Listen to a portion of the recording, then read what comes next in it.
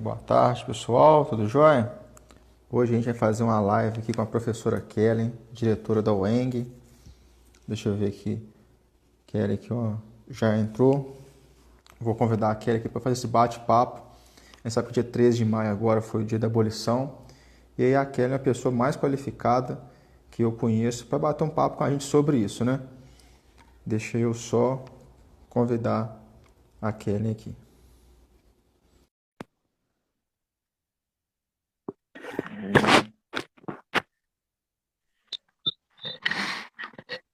E aí, Kellen, tudo jóia? Como é que tá aí?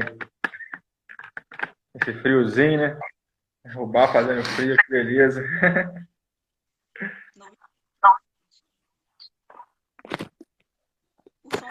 som não. Eu não tô te ouvindo direito. Não sei se o pessoal tá te ouvindo. Deixa eu ver aqui se melhora.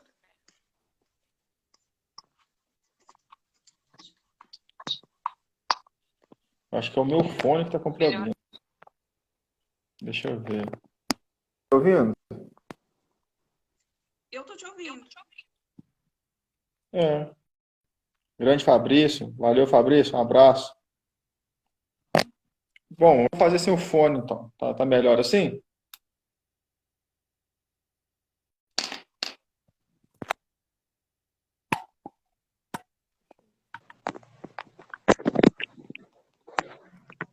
Tentar aproveitar uma coisinha. Vê se Ah, melhorou. acho que ficou melhor assim, né? Eu consigo te ouvir bem, mas não sei se você tá me ouvindo. Não, tô te ouvindo. Tô ouvindo também. Então, tranquilo. Aqui, o Anselmo falou. Pra mim voltou aqui a imagem da Kellen já. Deu uma agarradinha, mas voltou. Vocês estão conseguindo ver a Kellen aí Eu direitinho? coloquei em 4G porque a internet aqui não é boa, não.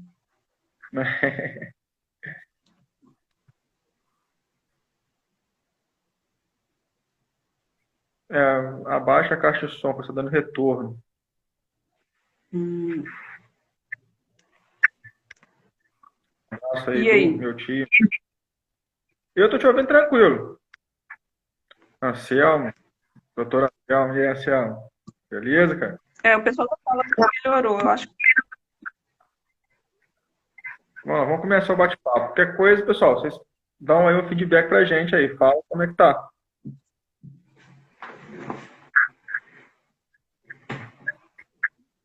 Vamos lá, Kio. Vamos começar a conversa aqui? vamos lá.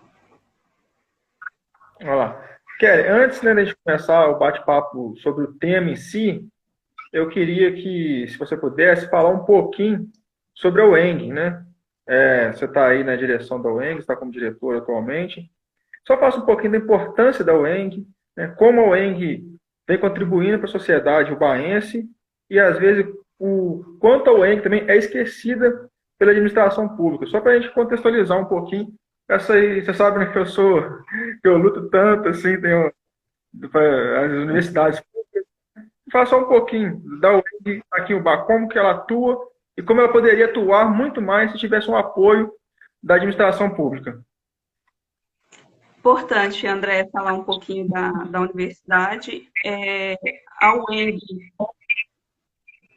ela se encontra no estado de Minas, dividido em mais de 20 cidades. Está dando retorno aqui, deixa eu ver. E aqui em Ubá, nós estamos desde 2006.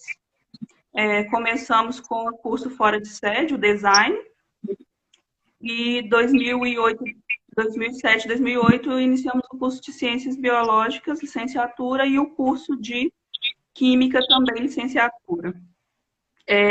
Uma das questões que eu falo bastante, e que é algo que nós vamos cobrar dos nossos candidatos à gestão municipal, é a responsabilidade com a universidade pública na cidade, especialmente para a criação de novos cursos. Nós temos 3 cursos, né, desde 2008, e nós não tivemos nenhum impulso para que a universidade crescesse aqui dentro da cidade.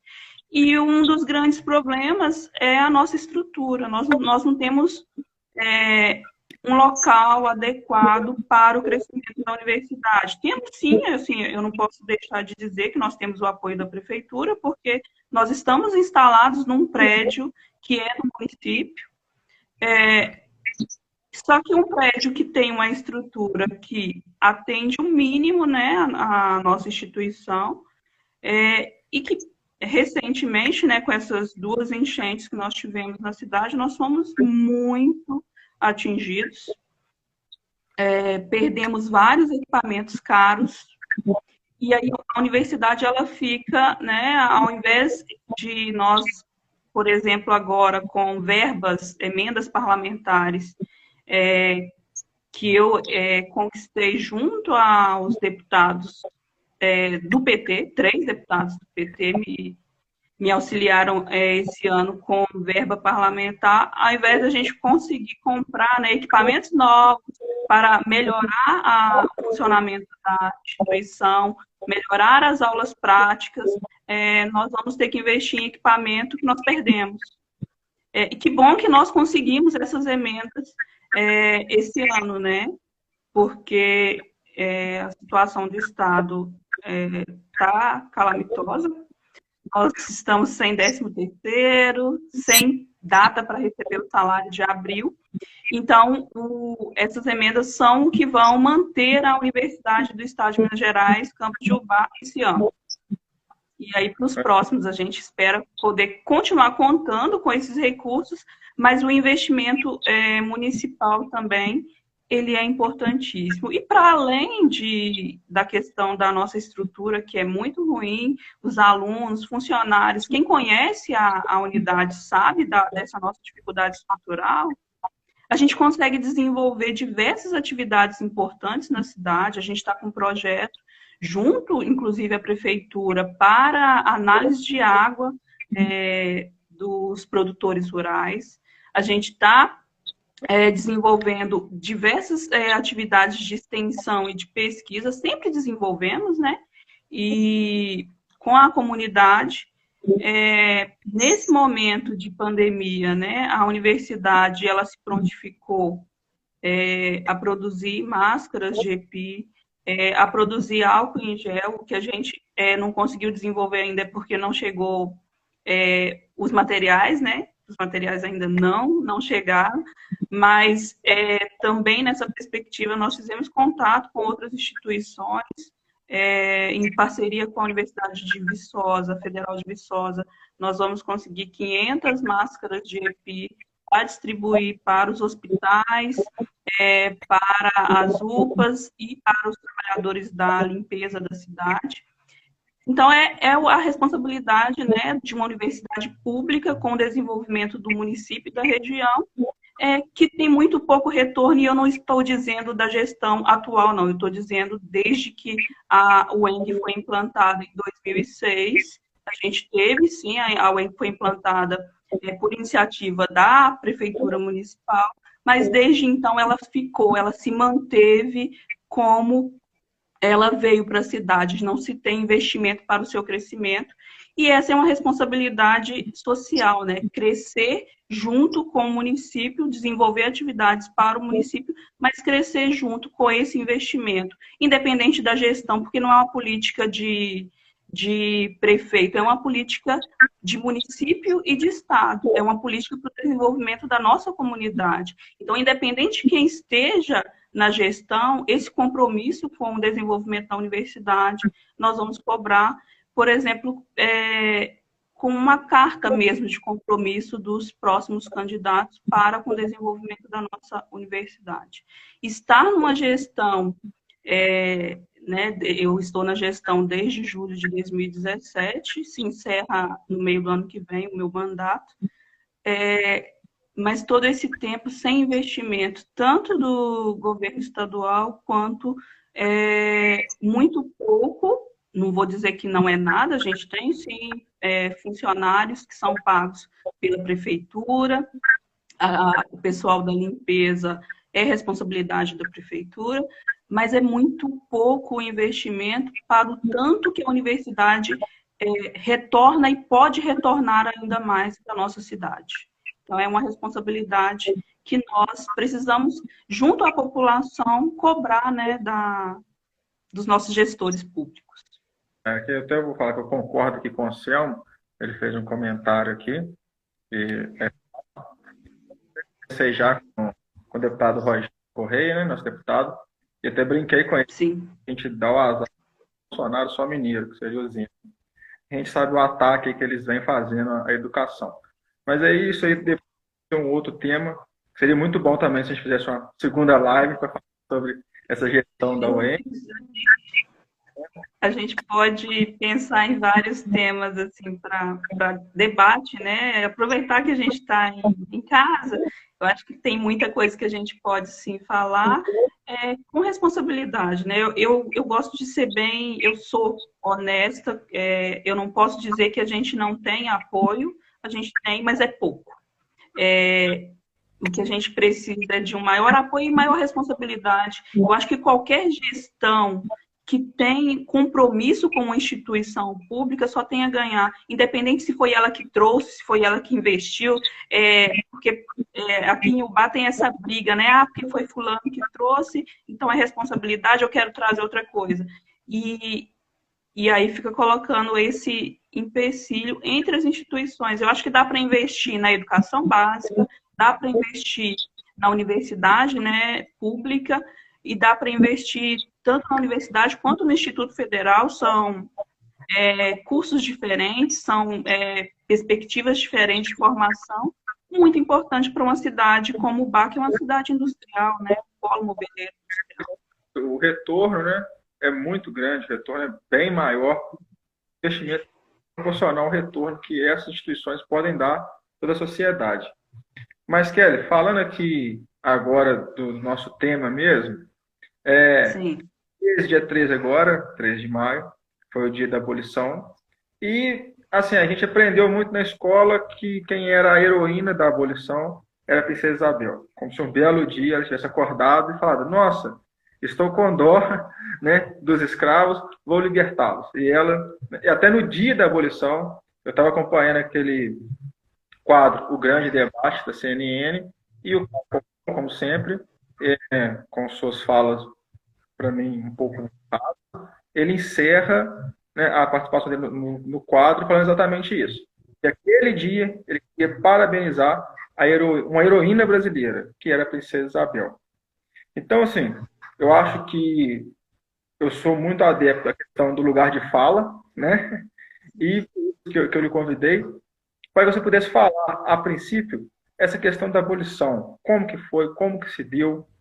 E não é querer recontar a história, mas talvez contar a história efetiva, digamos assim, né? Então, você, assim, como você vê essa situação? Então, André, eu acho que esse exemplo que você trouxe, né, de parabenizar a Princesa Isabel, terminar falando de uma grande, né, responsável pela abolição, eu acho que caracteriza muito bem a sociedade brasileira. Constitui, né, a nossa formação racista estrutural. E por que constitui? Nós somos 52, mais de 52% da população brasileira compostas por pessoas negras e pardas. E muito pouco, né, da nossa representatividade se encontra, especialmente nos espaços de poder. A luta pela abolição, né, pelo fim da escravidão, ela não tem início na Princesa Isabel. Ela tem início na revolta dos escravos, né, na resistência à escravidão, e na luta, especialmente de pessoas negras que resistiram e lutaram, conseguiram, né, a sua liberdade e lutaram contra a escravidão. Nós somos um dos últimos países a abolir a escravidão e nomes importantes, né, nessa luta são completamente esquecidos para se dar com muito pouco já número de escravos no país, né, já se tinha uma revolta muito grande lá em 88, esse feito a Isabel. Mas isso a gente pode falar de vários, eu vou citar alguns, mas a gente pode falar de vários responsáveis por essa luta, e aí eu digo que essa luta começa desde Zumbi, né? Primeira forma de rebelião, de revolta à escravidão, né? Fugir dos maus tratos, de toda a violência que a escravidão simboliza e significa, e de tudo que ela tem como consequência para a nossa população negra até hoje, né, o racismo, se dá pela luta de importantes nomes, como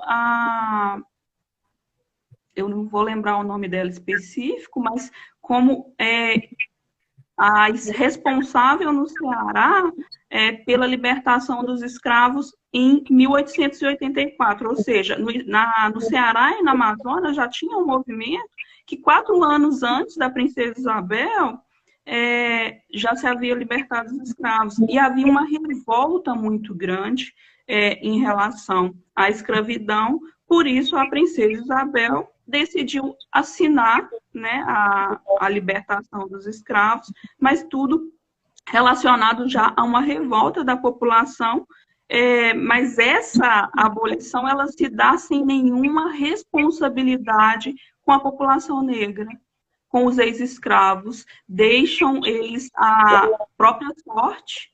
E aí, consequentemente, né, nós temos até hoje a maioria da população negra nas periferias da cidade e nas profissões menos valorizadas. As nossas mães, né, as nossas ex-escravas, a maioria como domésticas, e até hoje a gente pode falar a respeito disso, e os trabalhadores, né, os homens, muitos nos subempregos.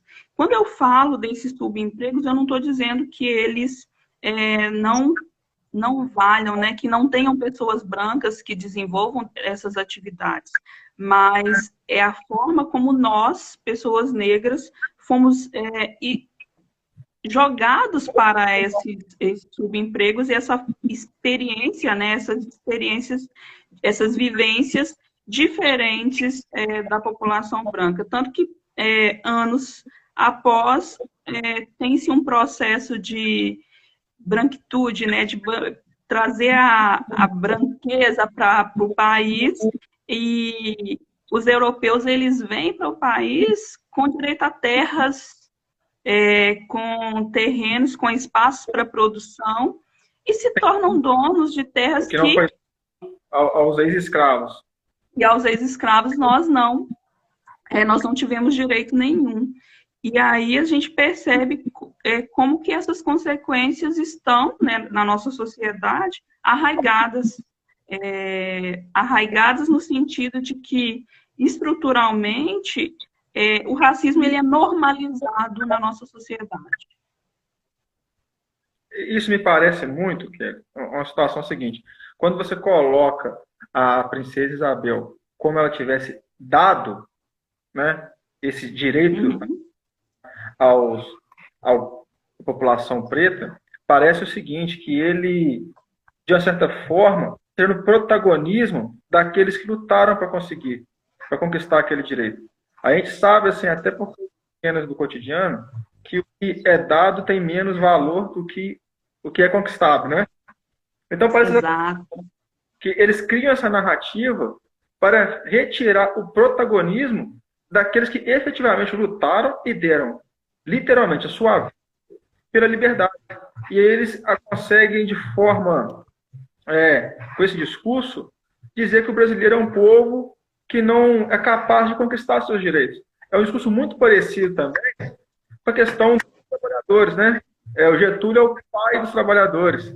ele deu, concedeu, presenteou os trabalhadores com os direitos, sendo que, na verdade, é um caso muito próximo, que demonstra que sempre a elite brasileira tenta abafar as conquistas populares. A mesma coisa que acontece, né, com essa narrativa da Princesa Isabel, acontece também na questão dos trabalhadores. Na verdade, eles perderam uma pressão, né, que é o caso, pelo menos que eu vejo, da Princesa Isabel também. Ela sempre estava insustentável. Né? O povo, o povo negro suportava mais. Né? E ele é herói da sua. Esse tipo de discurso entra nisso que você questão do racismo, que às vezes a gente pratica até sem perceber, ou pratica sabendo, mas acha que não tem importância. Né? Então você faça um pouco assim, dessa história do racismo estrutural, como que você vê e como que você lidar com isso, e principalmente como que você faz para romper essas barreiras. Sim, o racismo estrutural, ele, por que o conceito de estrutural? Né? Ele está arraigado na nossa sociedade, no sentido de que quando nós conversamos com alguém tem uma ideia de que, nossa, quando você conversa com alguém e alguém fala algo que você pensa assim, nossa, essa pessoa está meio maluca. Isso não é normal dizer. Muitas vezes, e aí eu vou dar o exemplo da nossa ministra da Cultura, Regina Duarte, quando ela teve despautério, e aí eu vou dar como exemplo porque é de valorizar, de cantar a música da ditadura e dizer que aquele tempo era bom, aí as pessoas falaram, não, mas ela está muito maluca.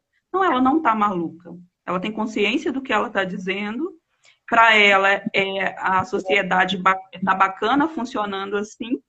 E o racismo estrutural, ele se constitui independente da gente concordar ou não com ele.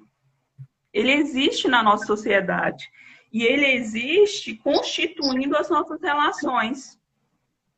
A sociedade, ela funciona baseada, né, com a fundamentação de um racismo estrutural. E por que o sentido de estrutural, ele é no sentido de racionalidade mesmo, de funcionamento da nossa sociedade. Ele vai constituir as nossas ações conscientes ou inconscientes.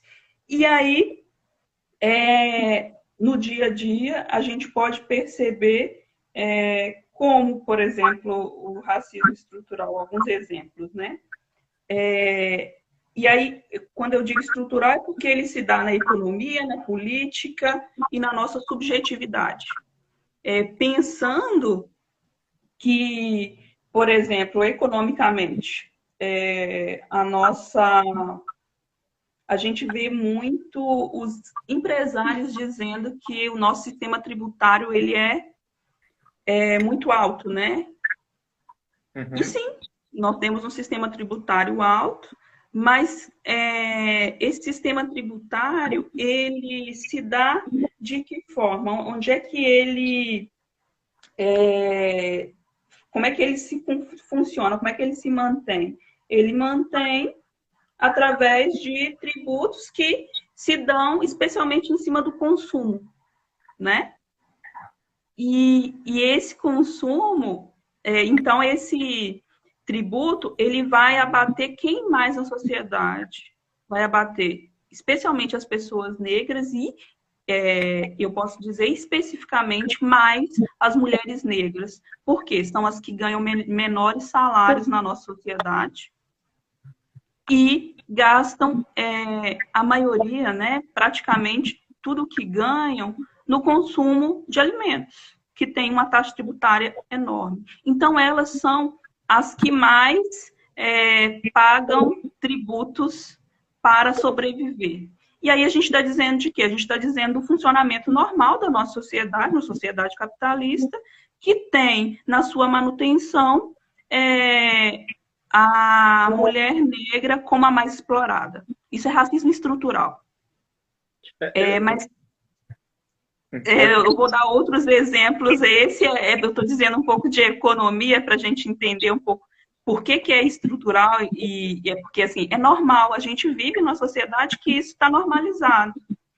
Então, eu vou falar com você, que ele passa por ser normal. Eu vou, não sei se você vai concordar comigo, mas só um exemplo, Uhum. quando a profissão, no caso, quando eu chego num fórum, você tem lá 10, 12 juízes, 10, 12 promotores, e você olha e vê um promotor preto.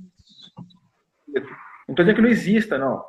Aí eu vou chegar nesse ponto, porque senão, a gente fala assim, mas como? Eu cheguei num fórum e eu vi lá, tem 7 juízes, 7 promotores, 10 delegados a tomar, nenhum é preto. Aí eles costumam, via regra, para estruturar, né, o discurso ou para tirar a robustez desse discurso, eles costumam trazer um exemplo e falar, não, mas tem um juiz que fulano de tal, ele é preto, tá vendo? Isso é mimimi de vocês. E aí, Racismo estrutural. quando você vai fazer... E aí é um exemplo importante, André, porque a gente percebe, né? E aí esse assustar ao perceber uma pessoa negra num determinado cargo de poder e normalizar o branco em qualquer cargo de poder é racismo estrutural. As pessoas se assustam. Eu sou experiência própria, né, de que várias vezes foram procurar a diretora da Universidade do Estado lá na unidade e quando eu chego me perguntam, cadê a diretora? Então, assim, por quê? Porque eu não sou uma pessoa que representaria naturalmente a responsabilidade pelo cargo. Não é que eles... Isso é comum, isso é cotidiano. Como é cotidiano situações que eu vivencio aqui na cidade de Ubá, descendo o elevador de um prédio, a senhora me perguntar se eu trabalhava na casa da vizinha, se eu sou cuidadora, ou estando no supermercado, alguém olhar para o meu lado e me perguntar o valor de uma mercadoria, porque eu estou do lado da pessoa, independente se ela não pesquisa para saber se eu sou ou não funcionária e não teria problema nenhum se eu fosse, mas a questão é a cor, né? E N outras situações que eu já vivenciei, eu estou falando de Ubá, mas é cotidiana essas situações, isso é racismo estrutural. E o que implica o racismo estrutural? É que mesmo as pessoas que o percebem não fazem nada para modificar. Né? Você percebe, você sabe que existe racismo, mas você mantém essa estrutura. Você não trabalha para diferenciar, para fazer um trabalho diferenciado ou para abrir mão dos seus privilégios enquanto branquitude. Branquitude é um conceito que a gente não discute.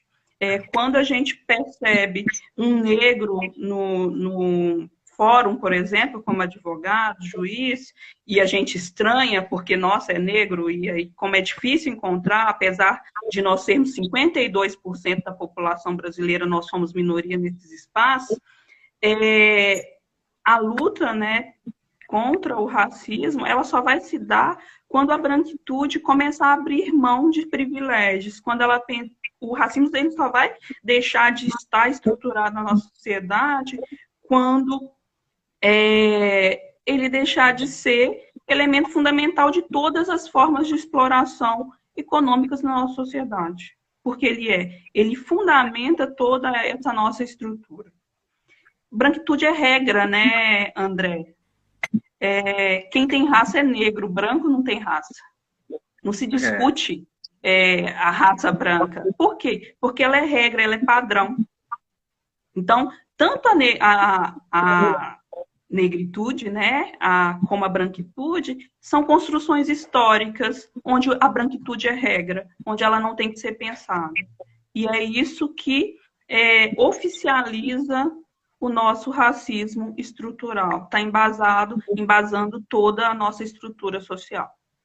E você falou uma coisa muito bacana que eu penso também, que isso vai para além da questão assim, da luta do próprio negro contra isso. Eu acho que aquele que tem um pouco de consciência, ele também tem que saber que ele tem privilégios, né? Às vezes isso pode parecer um pouco constrangedor, mas A gente tem que saber, nossa, eu tenho um privilégio. Eu nunca vou chegar num local e o garçom vai olhar para mim, ou né, num restaurante, por exemplo, e vai desconfiar de mim. Né? Sim, Eu nunca vou sofrer esse tipo de preconceito na pele, mas isso não pode me tirar a empatia de saber que o meu irmão está sofrendo e que eu tenho que lutar também para que ele não sofra. Né? É questão assim, respeitando o lugar de fala, porque é uma coisa muito bacana também, né? Eu não quero falar pelo negro, eu tenho que deixar ele ter o protagonismo dele, mas isso não pode retirar a minha empatia, de reconhecer que isso existe e estar ao lado dele para que isso, de uma forma ou de outra, minimize o máximo possível, ou quem sabe, né, até a questão utópica, isso acabe de uma vez por todas. E entre essa questão, antes, né, de fazer a live, entra aquela expressão do mimimi. Quando você chega e expõe esses fatos, porque não pode ser normal você olhar para os cargos públicos, por exemplo, e você vê todo mundo, e você olha para o presídio, aí é o inverso, a proporção é inversa. Eu falei, isso não pode ser normal. Isso é uma questão histórica. Esse debate, na época, nós culto à ignorância, a gente vive isso, né? O culto à ignorância. O maior exemplo é a demissão sexta-feira, né? O pedido de demissão do ministro da Saúde. Né? Quem tem algum conhecimento técnico não sobrevive à atual política hoje no Brasil. Então, quando você vai levar esse debate mais sério e vive de cultuar a ignorância, você percebe o quê? Eles sempre trazem de forma a tirar a importância do debate, o quê? A expressão mimimi. Como se tudo isso fosse o mimimi. E isso é algo que me incomoda muito. É uma das expressões mais repugnantes que eu acho. Que é você deslegitimar a luta do outro. Então, assim, queria que você falasse um pouco como que você lidar com isso, você vai fazer esse debate e tem esse tipo de resposta, né? Resposta simplória, que é de quem, quando eu falo ignorante, em todos os contextos eu falo ignorante.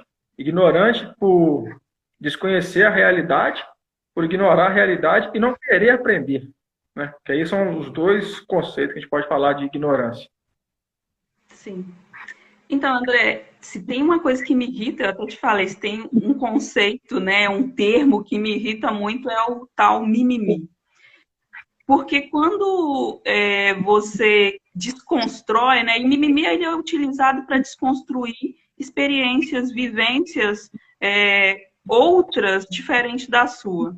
Quando você desconhece um termo, um conceito, ou quando você desconhece a trajetória de luta de um movimento, né, e eu estou falando aqui especificamente do movimento negro, mas se encaixa na maioria dos movimentos sociais, você mostra que você não tem empatia para procurar conhecer a fundo, né, o que se está se discutindo, e você baseia especificamente na sua história para relativizar as outras experiências. Não viver, né, e aí a gente fala também isso, né, da importância da interseccionalidade, que é até um termo que eu acho importante tratar. As experiências são diferentes. Nós somos homens, mulheres, sujeitos com experiências diferentes que devem tratar das suas especificidades de acordo com as suas experiências. Eu não posso aqui generalizar a minha experiência como única e verdadeira. Existem diferentes experiências. E aí, quando você tenta desmerecer um conceito, ou uma trajetória, uma história, simplesmente dizendo que é mimimi, você mostra, como você disse, primeiro, ignorância, no sentido de você não tem fundamentação, né? E é muito comum as pessoas não estudam, não leem, não procuram conhecer a fundo alguma situação e relativizam. E quando não se tem fundamentação, você não consegue ter um debate, né? Eu sou adepta a, me explica melhor, quando eu vejo situações de racismo, eu sou mais dura, eu não tolero racismo, não. Eu enfrento, Se eu fico calada, é porque às vezes também cansa, né? Quando a gente lida com preconceitos e racismo. E aí também eu diferencio as coisas. Uma coisa é preconceito, outra coisa é racismo. O racismo eu não tenho paciência. E aí a gente também acaba que a gente toma o termo de que a gente é muito nervosa. Uma vez um taxista foi entregar uma caixa lá em casa, aqui em casa, e eu sabia que eu ia chegar desse antes para atender a porta do prédio. E ele tocando o interfone lá no meu apartamento e eu na porta. E aí ele olha para mim e fala, você trabalha aqui? Eu tô precisando falar com a dona Kelly, né? E eu olhei para ele e falei, não, eu não trabalho, eu sou a moradora do apartamento que você está tocando. E aí eu meio que apelei no sentido de eu falei mais nervosa porque é uma situação que, apesar de ser comum, a gente não tem que aceitar. Agora, quando eu percebo que a pessoa tem dificuldade com os termos, eu tento, né, dialogar. O diálogo é importante, mas com racismo eu não tenho muita paciência, não. E o mimimi é quando eu percebo que a pessoa se abre, né, para dizer, eu pergunto, o que você quer dizer com isso? Explica melhor, é um termo que eu gosto de usar bastante, tanto porque as piadas, né, os preconceitos, eles vêm com falas rasas, sem fundamentação, e quando você pede para explicar melhor, a pessoa acaba ficando sem graça, porque ela começa a entender que o que ela está dizendo é um absurdo, né, e são várias vezes que acontece. Eu gosto muito de utilizar dessa estratégia. Me explica melhor o que você quer dizer. Para começar um diálogo. E aí a gente consegue conversar melhor e muitas vezes consegue modificar pelo menos a maneira com que a pessoa tenta trazer os conceitos, mas quando é situação de racismo e aí a gente tem muita fala, tem fundamentação, por exemplo, a respeito de cotas. É um tema também que dá 10 lives se a gente for começar a falar. Eu digo que cotas a gente não se discute mais. Eu não discuto mais cotas. Cotas é lei.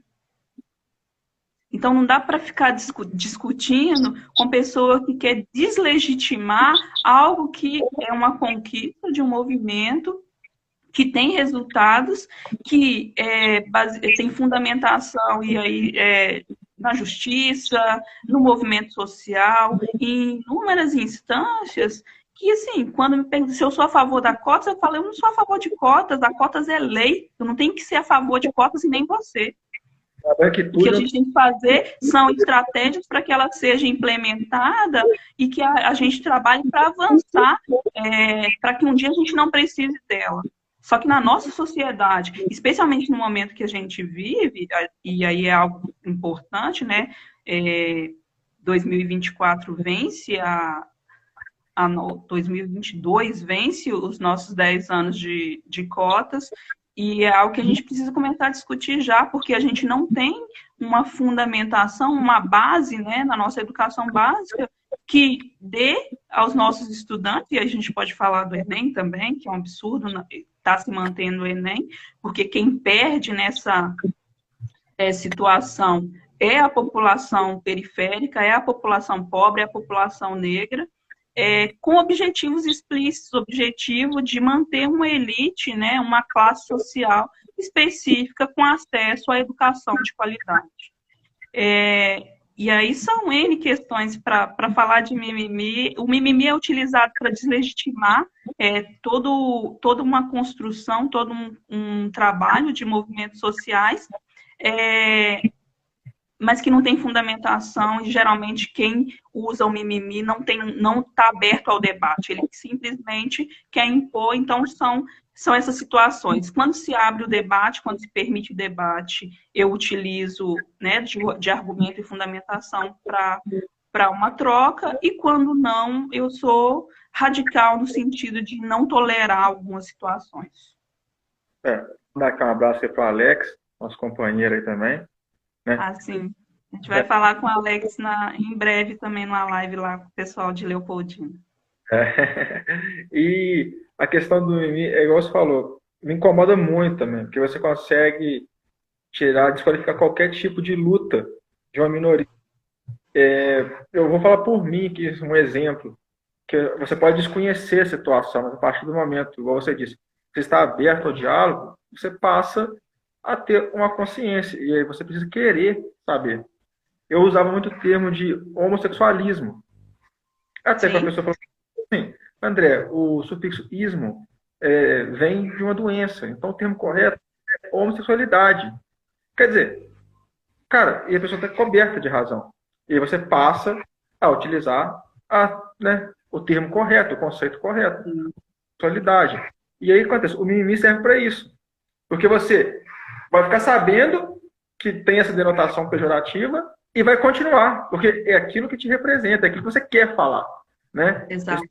deslegitimar, desqualificar aquele discurso, aquela luta daquela determinada minoria, utilizando exatamente esse termo, o mimimi, que aí você fica de forma rasa e é infelizmente hoje o que os debates são feitos, né? Hoje há, como eu já disse, né, esse culto à ignorância. Hoje você discute que a Terra é plana, né? É o que a gente vive hoje. Mas aí, Kelly, você, além de mulher, preta, como que foi para você chegar hoje ao título de doutora, né? Eu até gosto de falar, você não é doutora por status, é doutora por título, né?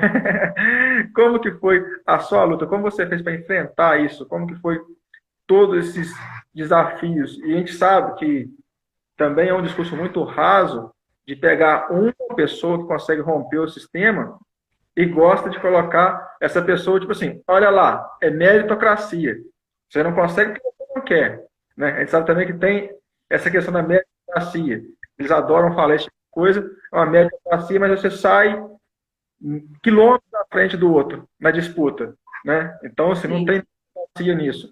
Como que foi para você chegar até onde você chegou? Nessa posição de destaque, eu imagino que você sofra muito isso, as pessoas chegarem e quem que é diretor da UEM, você não tem o padrão que se espera, mas como foi para você chegar até lá? Então, André, para quem me conhece, já sabe bastante da minha trajetória. Eu acho que esse lugar, né, de fala é importante nesse sentido. A minha trajetória hoje, né, eu posso dizer que eu alcancei muito mais do que eu já imaginei, mas não significa que eu quero, né, que eu deseje que os meus, né, que as pessoas que vêm da mesma trajetória, da mesma classe, da mesma estrutura que eu vim, tenham que passar pelo que eu passei. O que nós, né, que alcançamos, eu não diria destaque, mas que alcançamos uma certa condição hoje na sociedade, o que nós desejamos é o oposto, que as pessoas não tenham que, como eu, desde a infância, trabalhar, né? Eu comecei a trabalhar com 10 anos, como empregada doméstica, e vivi essa experiência, esse posto até os 21 anos de idade, quando eu consegui entrar na universidade. E toda essa experiência, como as experiências que eu acredito da maioria das crianças, né, de periferia, de cidades do interior, negras. Eu sou filha de mãe solteira, minha mãe, ela teve meu irmão, 10 anos mais velho, em 72, e eu e uma irmã gêmea, tenho uma irmã gêmea, em 81. E mãe solteira, o meu pai é vivo, mas eu nunca tive contato. Tem a questão também, né, do machismo na nossa sociedade, que é outro tema que dá para a gente debater, que foi reconhecer a paternidade quando nós já tínhamos 2 anos. Então, assim, a minha mãe, ela, nos anos 80, vivendo sozinha, foi expulsa de casa por ter engravidado, vivendo sozinha como doméstica, cuidou de 3 filhos, e com toda a condição difícil nos anos que dos anos que a gente está dizendo, anos 80, nós não tínhamos na nossa sociedade nenhuma ajuda social, né, governamental para a população carente, como hoje nós temos. Estão tentando acabar, mas nós temos. Eu vivi experiências da minha mãe colocar a panela no fogo e dizer para a gente que ia cozinhar a comida, mas fazer a gente dormir sem ter o que comer, porque não tinha. E essas são lembranças que doem, né? São lembranças que fazem, que eu trago e que refletem na minha vida, e são lembranças que eu não quero que nenhuma outra criança tenha. Então, a nossa luta é para que essas experiências, eu consegui, eu alcancei, mas eu não quero que outras passem. Então, a minha luta é para que outras famílias não passem por essa situação. Aos 10 anos eu comecei a trabalhar e estudava. Eu sempre gostei muito de estudar porque era um dos melhores momentos do dia, além de ter, né, na escola merenda, uma possibilidade também de viver experiência que não fosse o trabalho, que era a maior parte do tempo que eu tinha na vida, né? Trabalhar, ir para casa, descansar. Então, a escola era o lugar que eu mais gostava. E eu aproveitei, né, por gostar de estudar, eu lia muito, eu gostava de ler. Eu lembro que eu sempre fui uma boa aluna, tirando a 5ª série, que a minha mãe, ela conseguiu um loteamento, um tio doou para minha mãe um pedaço de terra, ela foi construir a primeira casa, e por volta dos 10, 11 anos, ela construiu um barraco, 2 cômodos e um banheiro, um quarto, uma cozinha e banheiro, e morávamos eu, meu irmão, minha irmã e ela, e teve uma chuva forte que arrancou o telhado. Então, e era final de ano, então nessa experiência eu acabei reprovando, porque me abalou muito. A gente perdeu quase nada que a gente tinha. E desde então, por aí mesmo que eu comecei a querer trabalhar também para ajudar, para ter mais estrutura, né? Meu irmão já trabalhava, meu irmão começou a trabalhar muito novo também, parou de estudar, não terminou os estudos para ajudar a minha mãe a cuidar de mim e da minha irmã. E quando eu comecei a trabalhar, a escola passou a ser o lugar que eu mais gostava. Eu lembro no ensino médio, por exemplo, professora levando o livro da biblioteca para mim, no lugar que eu trabalhava, porque eu começava a trabalhar cedo e estudava à noite no ensino médio. Então, eu não tinha tempo de ir à biblioteca enquanto ela estava aberta. E, por sorte, né, por gostar de estudar, os professores também investiram muito em mim, e por isso eu valorizo muito a educação. Eles começaram a pegar os materiais que iam cair no vestibular, por exemplo, falavam que eu tinha que tentar vestibular. Eu terminei o ensino médio no ano 2000, eu queria fazer o magistério, eu queria muito ser professora, eu gostava muito de escola. Mas o magistério tinha encerrado naquele ano e tinha só o científico. E aí, as minhas colegas todas iam fazer vestibular.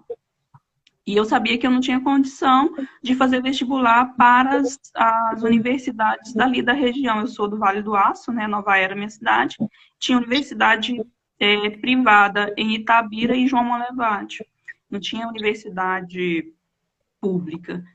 E eu não conhecia, não sabia nem o que era vestibular, na verdade. E como eu tive a tristeza de que tinha acabado o magistério, eu comecei a procurar saber o que era o vestibular, por quê?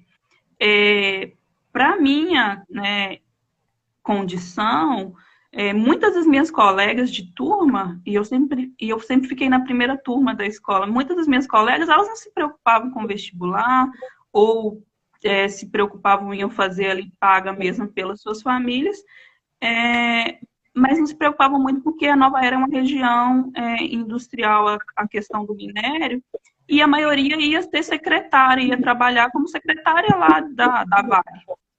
ou uma empreiteira da Vale. Elas já tinham garantido porque suas famílias, né, já os pais já trabalhavam e eu não tinha ninguém nesse meio. Então eu sabia que para mim eu não ia ser secretária, eu não ia conseguir um emprego com ensino médio.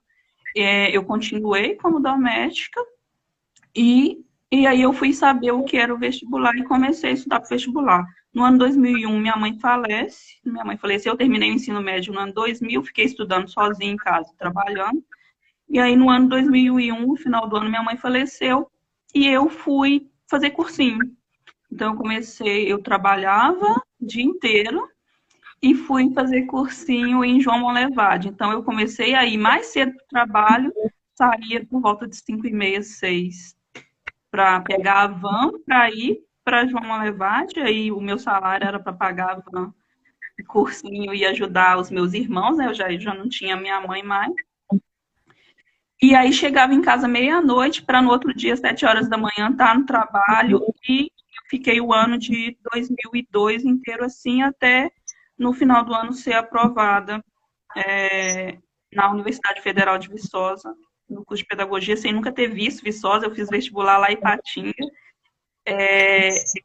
E aí mudar toda a minha condição, mas sendo também desacreditada pela própria professora, né? Eu trabalhava na casa de uma professora, não tem problema nenhum de dizer isso, uma pedagoga, que quando eu pedi férias para estudar mais para o vestibular, ela me disse que eu não conseguiria passar, porque ela, sendo de classe média, tinha tentado federal e nunca tinha passado. Se eu quisesse um título um dia, que era para eu esperar envelhecer, juntasse um pouco de dinheiro que eu pudesse e depois eu compraria um diploma só para eu ter, se era isso que eu queria. Só que essa pedagoga, ela me fazia... ela era professora, começou a trabalhar na faculdade e pedia para que eu desenhasse. Eu lembro até hoje. Ela era psicanalista e trabalhava com psicologia na faculdade lá de João Monlevade. E ela ela sabia que eu era boa aluna e ela era amiga da minha professora de artes da escola. E a professora me elogiava, ela me pediu uma vez para desenhar aqueles desenhos da Gestalt, né, de você olha, vê uma coisa, mas tem várias percepções. Não tinha, na época não tinha computador, então ela pediu para eu fazer os cartazes, escrever os textos e desenhar, porque eu gostava e eu desenho bem, modéstia à parte, assim, eu desenhava pelo menos naquela época bem. Então eu fazia os cartazes para ela dar aula na faculdade e eu no ensino médio. E ela disse que eu não passaria no vestibular porque eu não tive uma base, né? Ela estudou em escola particular e não conseguiu passar, como é que eu ia conseguir? E isso foi um pontapé para mim, porque a partir desse momento eu pedi para sair, me dediquei, fiquei trabalhando como cozinheira. A minha mãe era cozinheira, eu cozinho. Aprendi com a minha mãe desde cedo a cozinhar, fiquei fazendo salgados para padaria, lanchonetes na cidade, pude me dedicar, né, nos 2 últimos meses antes do vestibular e fui aprovada. E fui aprovada em 2 vestibulares. Eu fui aprovada na UFV e na Federal de São João del Rei. E fui para a UFV pela condição que a UFV fornece, né, antes da... não tinha cotas ainda, mas a UFV tem assistência estudantil, como moradia, bolsa alimentação para os estudantes.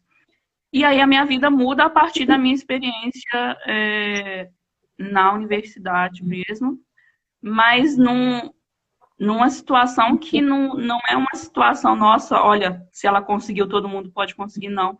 O ideal é que todos os jovens, as crianças, adolescentes, tenham uma boa alimentação, tenham um lugar adequado para estudar e tenham estrutura. E isso é o mínimo que uma gestão pública deve oferecer.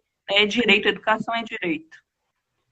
Sem passar por essas situações. Inúmeros, assim, se for relatar, inúmeras outras situações de preconceito, de racismo, de violência mesmo, que eu sofri e que a minha luta é para que outras crianças não sofram.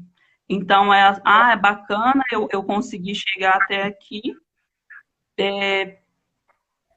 mas eu pretendo que outras não passem pelas histórias, pelas situações que eu tive que passar para chegar. Ô, Kelly, só a gente vai cair aqui, porque está dando quase uma hora. A gente volta, completar um pouquinho da nosso bate-papo aqui do Dia da África. Mas eu queria falar, Sim. uma das mais emocionantes que eu vi foi quando você completou, né, o seu doutorado e você colocou a foto da sua carteira de trabalho como empregada doméstica e a foto do seu título de doutora. Isso não é desmerecer as empregadas domésticas, não. Pelo contrário. De forma alguma. Daquele discurso igual do Paulo Guedes, de forma alguma. Mas para demonstrar, assim, como que você conseguiu romper todas essas barreiras. E eu acredito, assim como na minha vida também, que a Universidade Federal tenha sido para você essencial para conseguir chegar até onde você chegou, né? A universidade pública, ela tem essa capacidade de transformar a vida da gente. Por isso, quando eu vejo um discurso igual o do ministro da Educação, que disse que serve para corrigir injustiça, ele se demonstra totalmente preconceituoso, totalmente ignorante, totalmente desconhecedor do anseio da juventude. Desconhece por completo a importância e a relevância de uma universidade pública na vida de uma pessoa. É óbvio que eu não passei pelas mesmas dificuldades que você passou, mas também não sou de família rica e sei que não só o estudo que a universidade oferece, mas a estrutura que ela oferece, o apoio estudantil, o RU, auxílio moradia, as bolsas de iniciação científica, que morar fora não é fácil. Então, a universidade gratuito, ela tem que oferecer formas de você permanecer naquela cidade. E, nossa, assim, seria uma outra live falar da importância da universidade. A gente vai cair. Então, eu sou uma defensora da educação em todas as suas instâncias, educação básica, ensino superior gratuito, de qualidade, é direito. E assim, eu sou a experiência viva de que a educação funciona, de que a educação vale, de que a educação transforma. A minha trajetória, ela se dá toda baseada na educação, na importância da educação pública, da escola pública, e da importância de uma boa formação de profissionais também, que eu não posso deixar de dizer a importância que os professores tiveram na minha vida. E tem até hoje, se tem uma categoria que eu respeito muito, é a categoria dos professores, e não é à toa que a gente está sendo achincalhado, tanto pelo atual ministro da Educação, pelo governo do estado de Minas, né? Porque nós somos seres pensantes que possibilitamos mudança de estrutura, mudança de vida às nossas crianças, aos nossos jovens, e isso é o que incomoda a nossa elite, aos gestores que a gente tem. Não dá para generalizar, mas assim, os gestores que a gente vem tendo nesses últimos anos, após o golpe do governo da gestão Dilma, são gestores que querem desmanchar mesmo toda essa construção, essa dedicação à educação e às políticas públicas para a educação no nosso país. Então, é o nosso papel, no que depender de mim, enquanto tiver força, eu vou lutar pela educação, pela responsabilidade que a educação tem que ter com a transformação da nossa sociedade, e vou enfrentar esses algozes aí, inimigos da educação. Acho que é o nosso papel. A gente vai cair agora, faltando alguns segundos. Mas a gente volta, tá, pessoal? Tá, ok. Vamos continuar batendo papo aqui. Tá certo.